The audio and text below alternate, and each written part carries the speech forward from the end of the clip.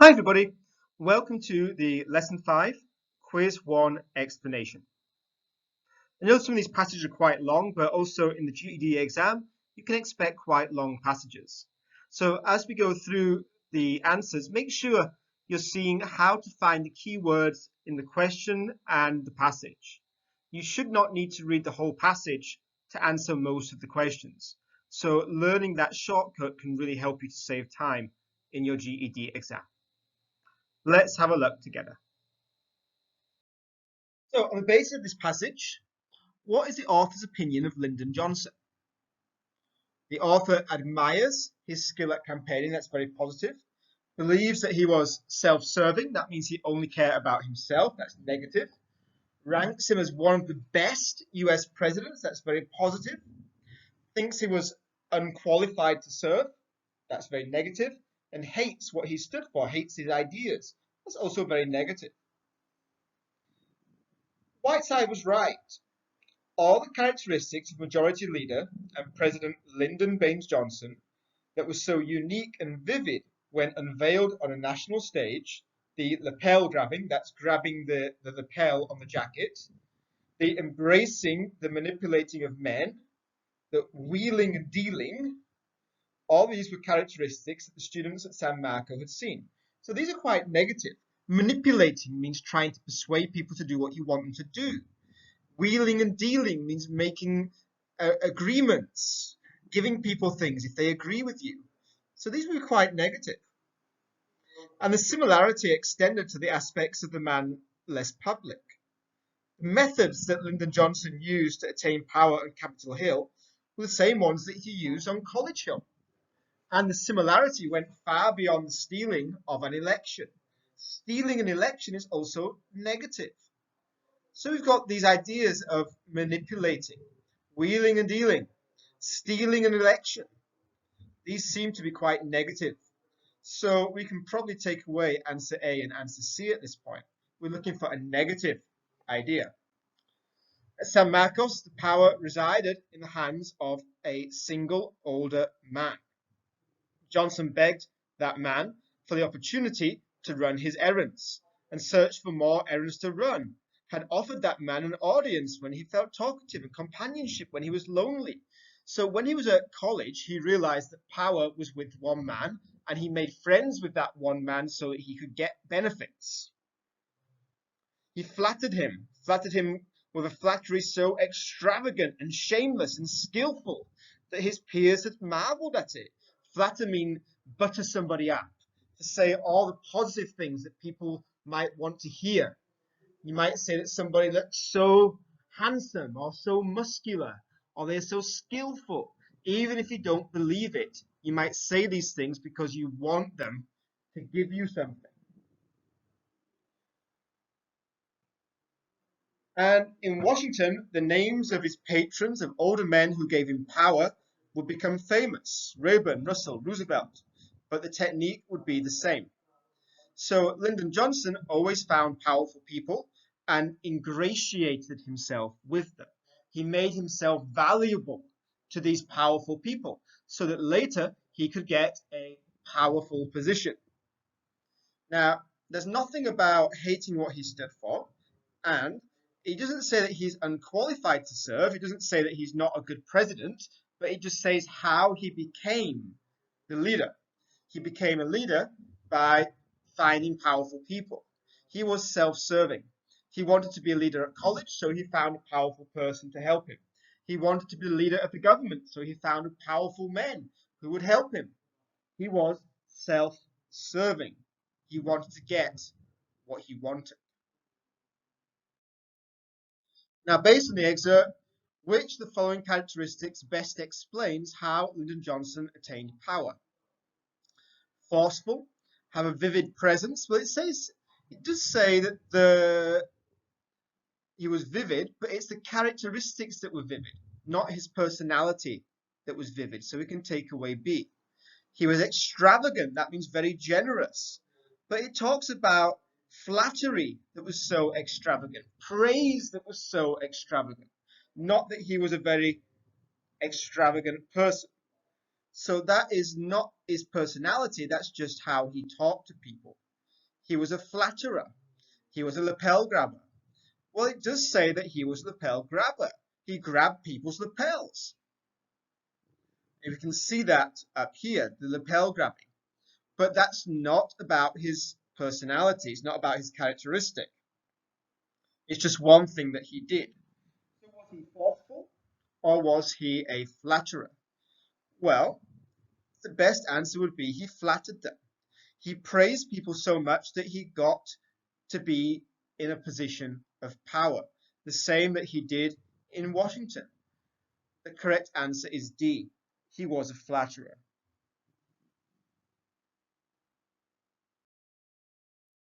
Based on the excerpt, which of the following inferences, guesses can you make about Lyndon Johnson's friendships? Now, just think about this. At San Marcos, the power was with a single older man, and Johnson wanted an opportunity to help that man. In Washington, there were powerful older men, and again, Johnson took the opportunity to become valuable to them. So, how do we think about his friendships? Were they genuine? Did he look for people that were similar to him? Or did he look for people that could give him some benefit? Based on the excerpt, what can we infer? Did he have more in common with older men than men his own age? Well, it doesn't say that he was similar to that older man.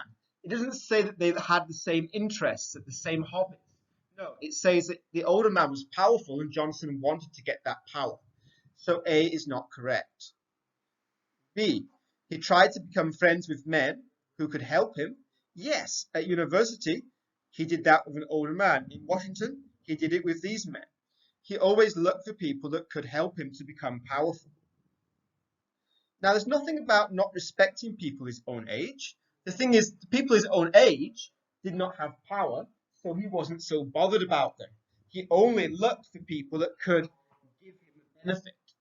So that's why C is wrong. D, he befriended only powerful men. Well, there's something about that that's almost true. He did befriend powerful men, but look at that word only. Only means he had no other friends, only powerful friends. The passage doesn't say that he had no other friends. It just says that he always looked for powerful people. So because of that word only, this becomes too much, if you like, too strong a statement. He might have had other friends, but we know that he definitely looked for people that could help him. So B is the better answer. President Johnson got more civil rights legislation passed than any other president. What key idea from the passage supports this fact? Now, not caring about other people's opinions is not going to help you to get legislation passed. When you are in government, you have to make sure that people agree with you. You have to get the legislature to pass the law that you want to pass as the president. President cannot make a law by themselves. They might have suggestions, but it's the legislature, the Congress, that has to pass the law. So you do need to care about what other people think. Being a great man, well, that's just a bit too broad. Being a great man is not going to help you to get laws passed. There's got to be something else in the passage. Being shameless means you didn't care what other people thought about him. Well, being shameless might help you because that means you're not honorary. You're not shy to ask people to help you. But it's not enough. The key is the wheeling and dealing. Dealing means to make a deal, to make an agreement. Wheeling and dealing normally means I give you something if you give me something. So that's what might get laws passed. He could say to different groups in the Congress, he would help them to do something if they would pass the law so that he could do something that he wanted.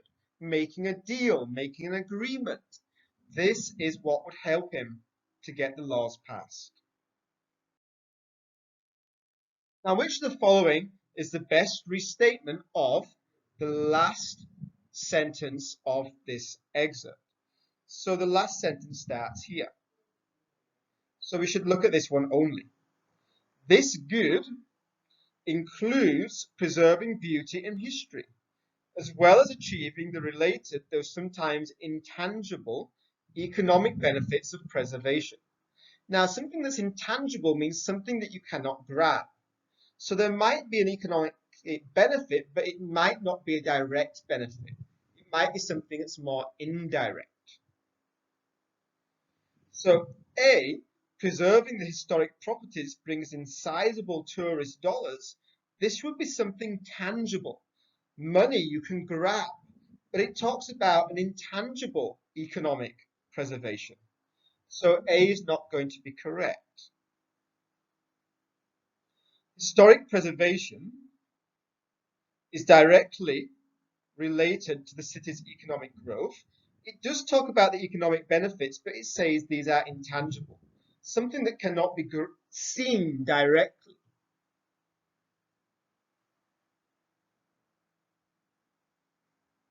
So B is not going to be correct. C, the public interest should come before the private interest. Well, that's a little bit too broad. It's not talking about beauty or history. This sentence actually isn't dividing between what the public want and what private individuals want.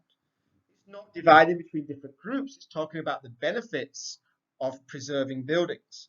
So also we can take away C. The benefits, which include beauty and history, of preservation, can't always be measured in dollars and cents. They are intangible economic benefits. So there might be an economic benefit where the city prospers in the future, maybe 100 years in the future, we don't know. But doing things now could have an economic benefit later. It could be useful in some ways, but it is not stated directly. It's not clearly seen. D is going to be a good answer. Based on the information in the excerpt, what is the most likely chief concern of real estate developers? A real estate developer is somebody that builds new buildings. So what is the main concern of people that build new buildings? Increasing the city's property tax rolls. Do people that build buildings care mostly about the tax that goes to the city? Maybe not. Increasing the office space available? Well, maybe if they're going to get an economic benefit, if they're going to rent out that office space, that's possible. Making profit from new building projects, that's more likely. Maintaining the character of the neighborhoods means not building something if it damages the natural beauty. Well, businessmen, developers normally care about dollars, about their profit. They care less about the beauty of the city. Now, let's look at the passage. The building in the Washington Square Park area provides a unique glimpse into our city's past. The tourist drawing character of this and other downtown neighborhoods is under an increasing threat. So there's this old building that draws tourists, but it's under threat. Residential construction is booming in the South Loop, West Loop, and near the North Side. In general, this is a great thing for our city. So they're building more residential properties. But what if a potential construction site is already occupied by beautiful buildings? So if there are old buildings there, maybe 100 years old, that are very beautiful, but very impractical, maybe only 2 floors.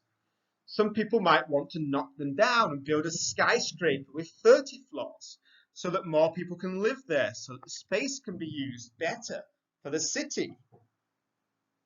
Is that a good thing or a bad thing? Well, sadly, this question is sometimes answered by the sound of a wrecking ball, the ball that knocks something down. Never mind that the piece of land may already be occupied by Victorian, that's talking from the late 1800s, by Victorian mansions or an attractive row of Italianate, 3-story buildings from the 1870s. So these buildings could be over 100 years old, but people want to knock them down to build something new. In response to such concerns, the new buildings often are made very enticing. We'll even make it Art Deco, a developer might say, or how about a Beaux Art design? Now this means different forms of building design, making it look beautiful, but the developer is keen to build something new. With these options, should we keep the 1870s buildings every time? In such cases, no new building, no matter how elegant the design, can improve on what is already there. But skip down a little bit. One of the development-inducing buzzwords is underutilized. You might hear this word in reference to a piece of land that has not achieved its highest tax-generating potential. If there's a 3-story building, only a few people can live or work there, so the government could not make a lot of tax. But if a developer knocks down those buildings and builds a huge skyscraper, 30 floors with modern offices, lots of residential flats, then many people can live there, get benefit from that, utilize that space, and also give taxes. Now, the new high-rise structure will generate more real estate tax revenue. But when there is demand in the marketplace for such buildings, they should be first placed on non-historic sites. Now, increasing the office space is not the main idea. And maintaining the character of the neighborhoods is what this person is saying should be the main priority. But the real estate developer who wants to knock down these buildings, who wants to bring in the wrecking ball to destroy the old buildings, they don't really care about the old property. So we have to choose between A and C. Now, the local government might give permission because they want to make more tax, but that will be the local government's priority. The real estate developer, the builder, the businessman, would care about making the profit. So the correct answer is C. Which of the following is the overall purpose of this editorial? To raise awareness about the importance of preserving historic buildings. Well, look what it says. It says the buildings should go on non-historic sites. There should be a focus on preserving the beauty and the history. And these are tourist drawing. The beauty of the old buildings might make people want to go there as a tourist destination. And it says no new building can improve on what is already there. So we're seeing several opinions throughout this piece that the old buildings are beautiful, that new buildings will not be as good as the old buildings that are there, that new buildings should be placed on empty sites. They should not knock down the old buildings, that there should be a focus on preserving the history. So this is not about stimulating tourism, it's about preserving the old buildings. Answer A is going to be the best answer. And it's not about criticizing the city's zoning officials. The zoning officials are the people that give permission to build new things, to open new businesses in different areas of the city. Cities tend to be put into zones, zones where there can be new buildings, zones where nothing can be built. But there's not criticism of the government, there's an argument for protecting the old buildings. The last one you sometimes see, okay, and this answer sometimes comes up in different ways. The writer is trying to impress the readers with their knowledge or with their vocabulary. Writing is never written just to impress the reader. Sure, somebody might have specialist knowledge. Sure, they might use high-level vocabulary. But the purpose, the reason for writing something is never to impress the reader. You are always trying to persuade or to describe or to give reasons or to inform, but it's not about impressing a reader. Whenever you see that kind of answer come up, you know that that answer is going to be wrong. Well, that's the end of this explanation. Another one will be coming very soon. have a go at quiz 2 for lesson 5. O selesai, Coda?